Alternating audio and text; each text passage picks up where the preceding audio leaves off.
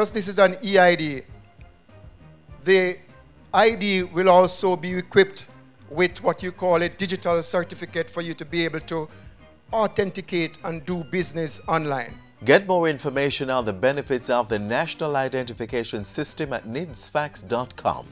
Hello and welcome to another edition of Jamaica Magazine. I'm Adrian Atkinson. We have a lot in store for you, so please stay with us.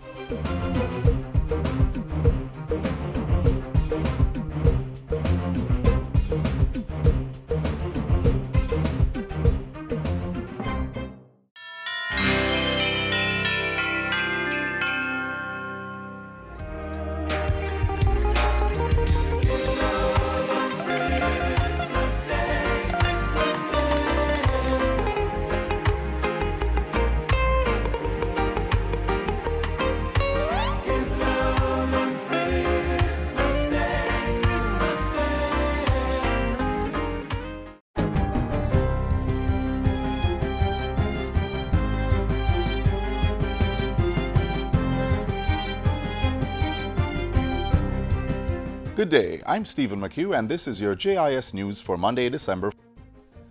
The Office of the Contractor General, OCG, is to investigate the Ministry of National Security's procurement of pre-owned motor vehicles for the Jamaica Constabulary Force.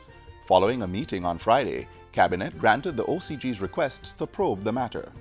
The Ministry of National Security had contracted O'Brien's International Car Sales and Rentals Limited to procure 200 pre-owned vehicles for the police force. However, to date, only 30 have been delivered, with another 66 on the wharf awaiting general consumption tax and special consumption tax clearance. Payment of the taxes and duties are currently in dispute as both the National Security Ministry and O'Brien's International say the other is to make the tax payments. The Attorney General has since advised the Ministry of Finance to withdraw a moratorium offer to the Ministry of National Security. The Ministry of National Security is to formally request payment of a performance bond from General Accident Insurance Company. That bond will be used to pay all the necessary taxes and duties for the police force to receive the 66 vehicles currently on the wharf. And Cabinet has approved the Ministry of National Security's request to revise the procurement guidelines to provide for fit and proper criteria for sensitive contracts to be performed in a timely manner. The Jamaica Customs Agency, JCA, says as it puts measures in place to strengthen its internal anti-corruption mechanisms, it also welcomes reports from the public which will be treated with confidence. But we are here to help, and we trying to create a very transparent avenue for us to work together as stakeholders, and so that we can know to better improve our systems. Commissioner of Customs Velma Ricketts Walker was speaking at the JCA commemoration of Anti-Corruption Day on Wednesday. She said customs officers have the complex task of ensuring security and control of international supply chains, as well as increased demands for greater facilitation of legitimate trade. But according to the Commissioner of Customs, measures instituted at the agency are enabling operations to fight corruption. We have been taking the necessary steps to reorganize our organizational structure to provide a more robust internal assurance mechanism, thereby strengthening our investigations and internal audit unit, as well as establishing an internal affairs unit. Speaking at the same function, Finance Minister Audley Shaw challenged the staff at the Jamaica Customs Agency to carry out their duties with integrity. Minister Shaw emphasized that in doing so, they will ensure security at our ports and also reduce the leakage of revenue. If everybody complies, we can reduce our duty rates way down by elevating compliance. No matter how good the law, no matter how perfect the system that is devised and implemented, without that system being managed with integrity and transparency, then that system will fail. Registration of political parties will begin on January 2, 2018. Prime Minister Andrew Holness made the announcement at Wednesday's sitting of the House of Representatives, saying the regulations have been gazetted. In May, the lower house had affirmed the Political Parties Registration Regulations 2017, which falls under the Representation of the People's Act. The Senate did likewise in June of this year. I would also like to use this moment to notify this Honourable House that the Representation of the People Act Amendment Act 10 of 2016, which concerns election campaign financing, will come into operation on March the 1st, 2018. Campaign Finance Regulations 2017 will also come into effect on March 1, 2018. The Representation of the People Act provides for the registration, regulation, and funding of political parties. And finally, $500,000 will be made available to each junior mayor to finance their municipal projects. Local Government Minister Desmond McKenzie made the announcement on Wednesday at a courtesy call at the Office of the Prime Minister. Minister McKenzie pointed out that municipalities have benefited significantly over the years from the Junior Mayors projects. The 2017 batch, he said, will also make positive contributions. We can safely say that we have one of the finest crop of youth mayors participating this year, and credit must be given to the work of the municipal corporation and the schools for allowing the students to participate. The 14 junior mayors were appointed in November to represent municipal corporations across the island. Meanwhile, Prime Minister Andrew Holness urged the young mayors to use their current status as a tool with which to build awareness among young people regarding the importance of and activities surrounding local government. The Prime Minister told the young leaders that local governance is more about the management of public services within communities. As our society becomes urbanized and people start to live in close quarters and require the delivery of greater public service, then there is the requirement of these services to be managed in a particular way to ensure that there is seamless service delivery at a high quality and at a high standard. And that is really the city management or the municipal management. And that's it for JIS News Today. I'm Stephen McHugh. Thanks for watching.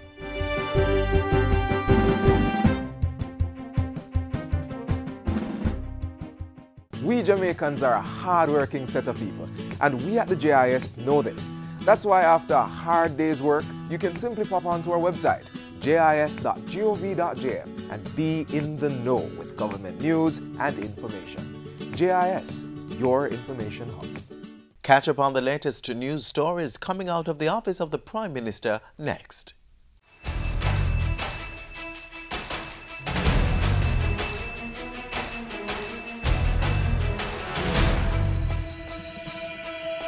On behalf of the government, the state, the security forces, we apologize.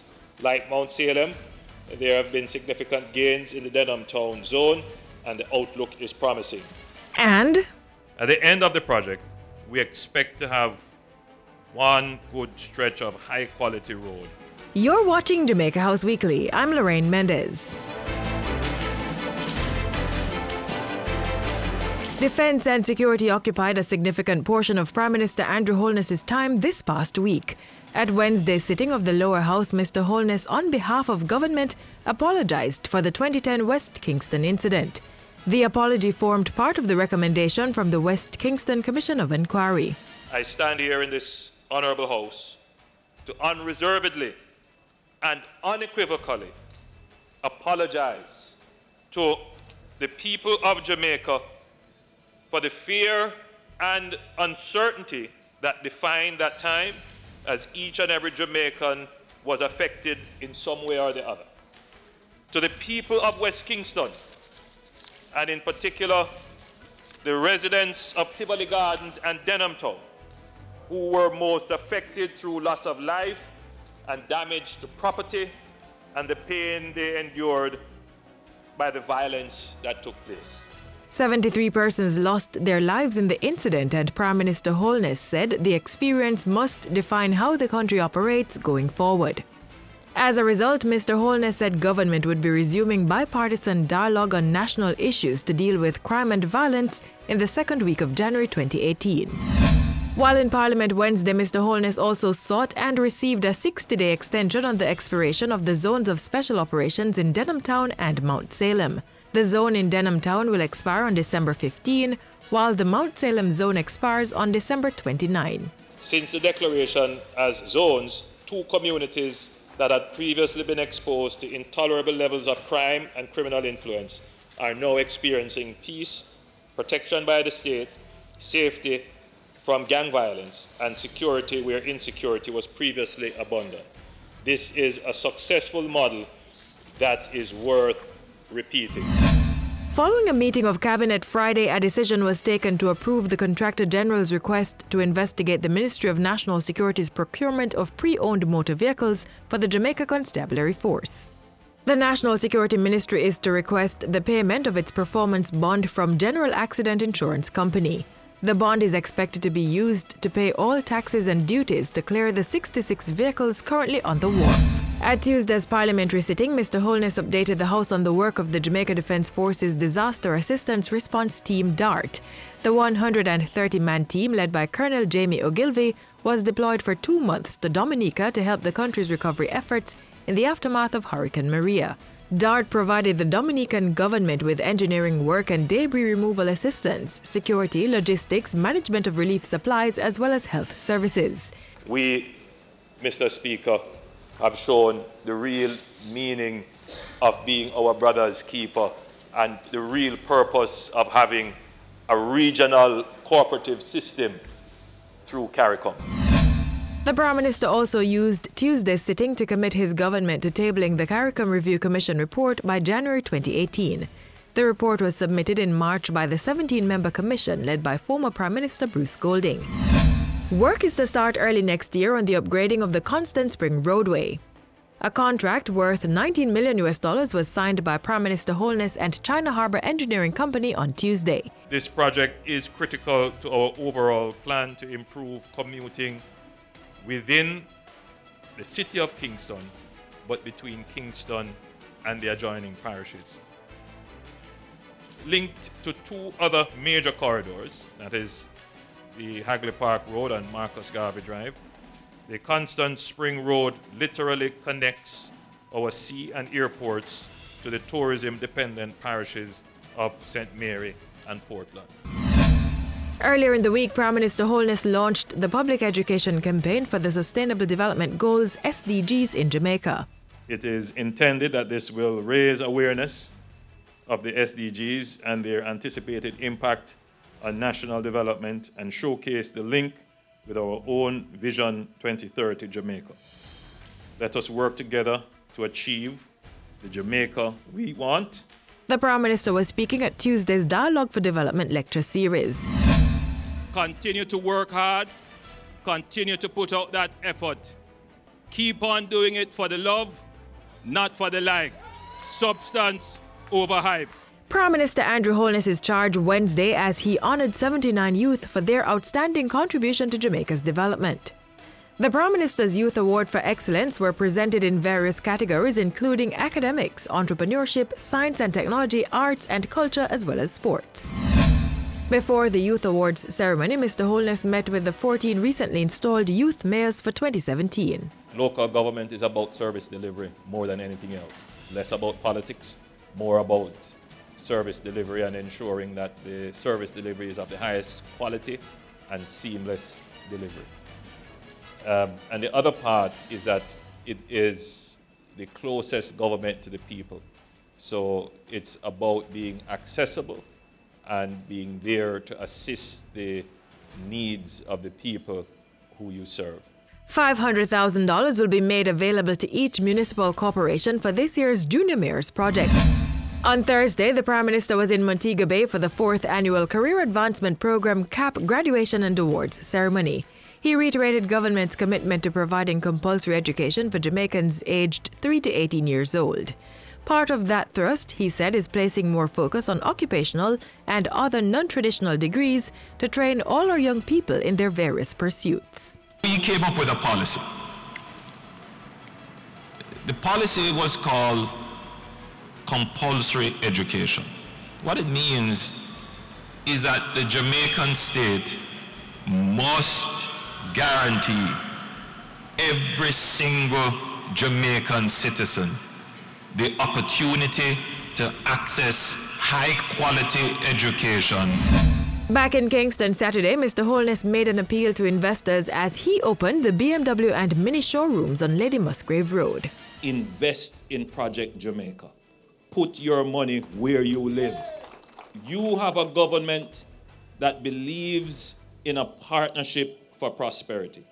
The showrooms form part of a $50 million investment by Sandals Resorts International, ATL Autobahn and Marriott International that will also see the construction of a lifestyle center, complete with a hotel, conference center, restaurant, spa and gym. And that's how we close out Jamaica House Weekly. Be sure to join us next time for more of the news coming out of the office of the Prime Minister.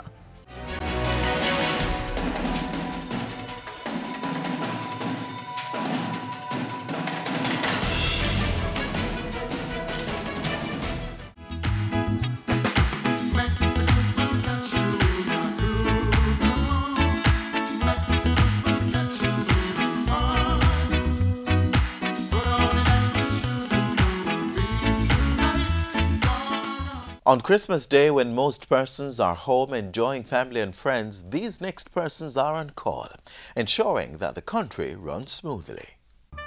The joy of unwrapping presents, the fellowship of family dinners and get-togethers, the mellow vibes of lining with friends. Feel-good opportunities abound at Christmas. But while most people are off the clock enjoying the festivities, there are others on duty, providing essential services 24/7.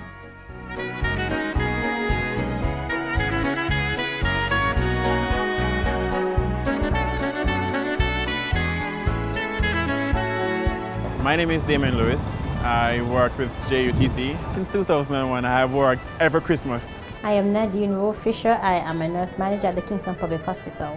Coming out to work on a Christmas holiday, I have mixed feelings because naturally I want to be home with my family and my loved ones to share the festive season, but the reality is I have to go to work. It is very important to have fire brigade persons working during the holidays because as they would always say, it's a silly season. And you know, crazy, unexpected things happen. Essential service workers like these civil servants are always on call, whether it's a regular workday or the most wonderful time of the year. By necessity, they are required to ensure that crucial services are always available for the people of this country. To be working on a Christmas holiday, it gives me joy to interact with passengers. It's Christmas and people want to go around with their families or friends to enjoy themselves. Not to say that we don't want to go and enjoy ourselves, but we are providing a service. So it's an important part of our jobs to go out there and deliver what we are supposed to do. If I'm rostered to work on that day, then you know we tend to want to enjoy ourselves prior to that day or you know post December 25th. So just to ensure that we enjoy what is left of the holiday or what is to come of the holiday. If I have to come to work on a holiday, I kind of tell myself not to plan anything in detail that I'm going to go anywhere that will be occurring at the time when I should be on duty. So it makes it a little bit easier for me. At the workplace, holidays like Christmas can be hectic for some public servants. Take the police and nurses, for example. Statistics show a spike in road crashes during the festive season, and for nurses, that often means more road crash victims to treat. You may come, nothing happens, thumbs up for that, but if somebody should really have a problem, you will start to know that they came to the facility and it is closed because everybody went off to have a holiday. These hard-working men and women often have to deal with difficult situations at a time when most people are off enjoying themselves.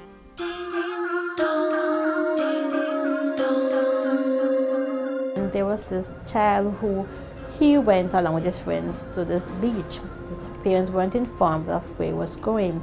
And apparently, according to what was reported to us, he got into some difficulties in the water. And his little friends, they just panicked, they ran. And then they came back and they told an adult what had happened. We actually attempted visitation and it was just sad. He did not pull through. Corporal Hamilton has a similar story, but with a pleasant outcome. We were at the station one afternoon when we got a call that there was a house on fire. When we responded and we went to the scene, there was this dwelling house on fire and everybody was just scampering around. So when we checked to ascertain as to if everybody was accounted for, they were saying that no, there is a child, a small child, that has not been accounted for. And we immediately went into rescue mode. A couple of us went in and we searched the entire building and we found the child on the bed, just huddled up trying to escape the heat, and we grabbed in and we ran out of the building. Moments like those help to strengthen their resolve, motivating them to keep watch, to provide life-saving services to their fellow men. I enjoy my job, so I come to work each day and I look for ways and means so I can help to enhance somebody else's life, and I've been doing that for the past 15 years with no regrets. Corporal Hamilton enjoys doing his job. I am one that strives to do my job to the best of my ability. I've always given 100% to what I do. I love to know that I transport somebody from here to there, and they greet me well, I greet them back, I deal with them the way they're supposed to be dealt with. Despite this love and dedication, working at Christmas can be hard for these committed civil servants. Still, they rise to the occasion. To cope and to really survive in this type of environment where there's so many traumas and sad cases, you have to be able to sometimes just put yourself aside and you deal with the situation. Sometimes when you're finished, you have to get a debriefing and you really talk out what really happened. As firefighters, we can't be too soft in carrying out our duties, because then that would bring our emotional side in too much, which would render us, not doing our duties as effectively as we'd want to. So we have to, grieve with whosoever is suffering that loss and move on. This Christmas, as you gather with your family to devour a delicious holiday feast, give a thought to the men and women who are manning police stations, treating patients in hospital, responding to fire calls, and safely transporting passengers to their destinations. Civil servants on duty at Christmas.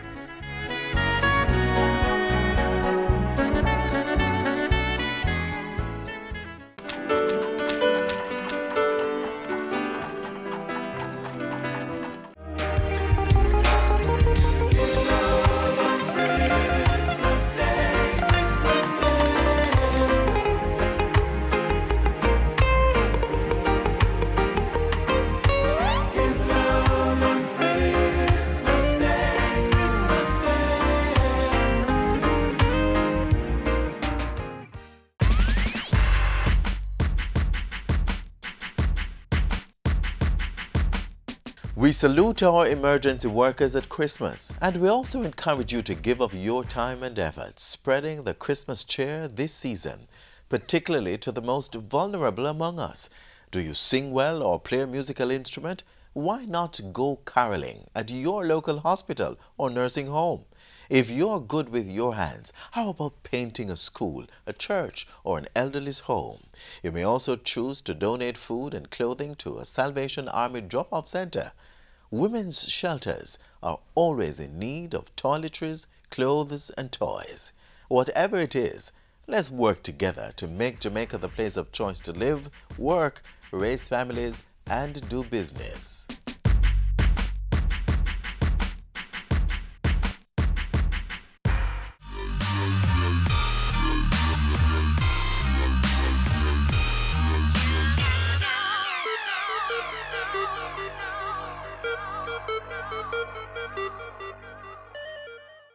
This next feature is for females who want to stay fashionable while sticking to their budget for the season.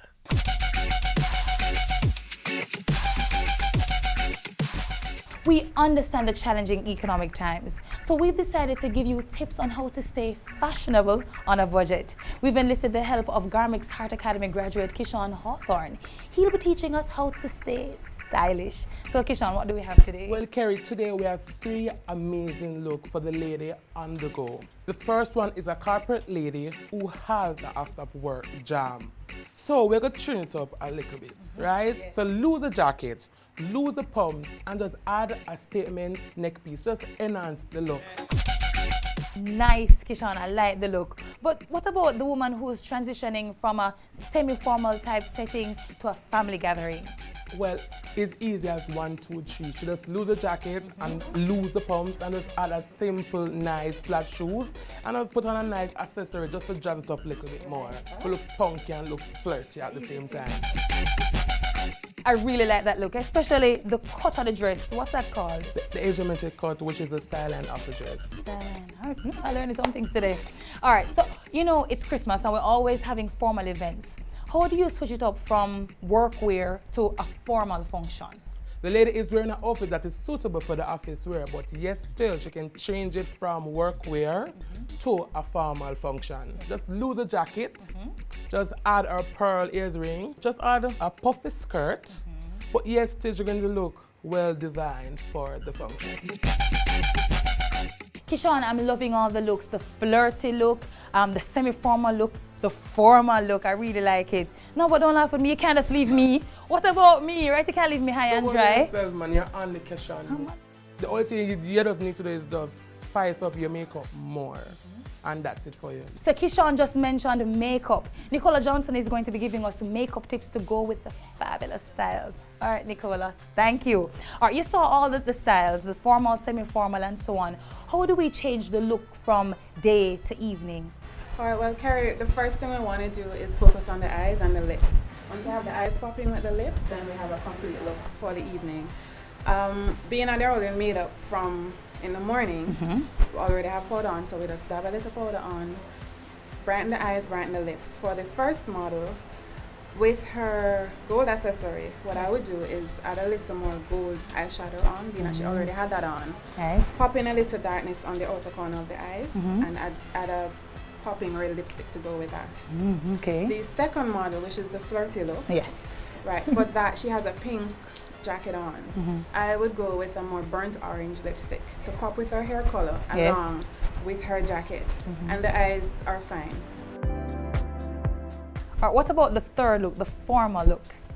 For her complexion, I would go with a more plum look. She already has a plum liner on, so I would brighten the plum lips with the liner.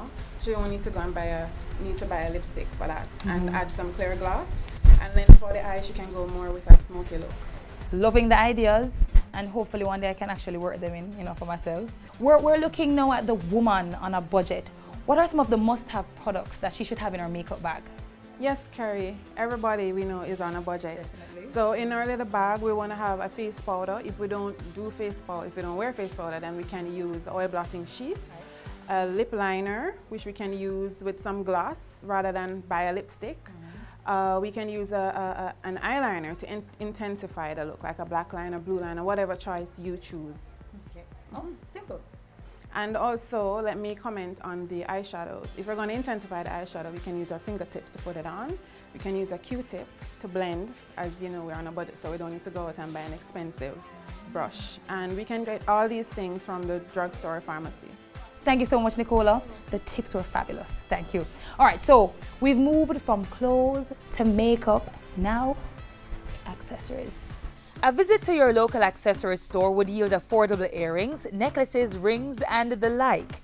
But do you want to stand out on a budget? Why not try the extraordinary and made-in-jail brand of accessories? They're one-of-a-kind handcrafted pieces from the women of the Fort Augusta Correctional Center, and they're affordable. Be sure to call to get your set. I hope our little session gave you some ideas on how to be fashionable on a budget. Until next time, happy shopping.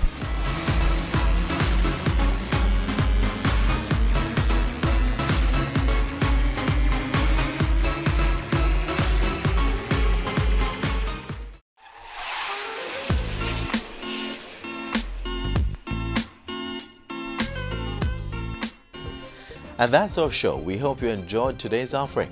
Be sure to join us online for these and other programs at jis.gov.jm. You may also connect through our social media pages. There's YouTube, Facebook, Instagram, and of course Twitter. And get even closer by downloading our mobile app that's Android and iOS compatible. On behalf of the entire team here at the JIS, I'm Adrian Atkinson. Thank you for watching.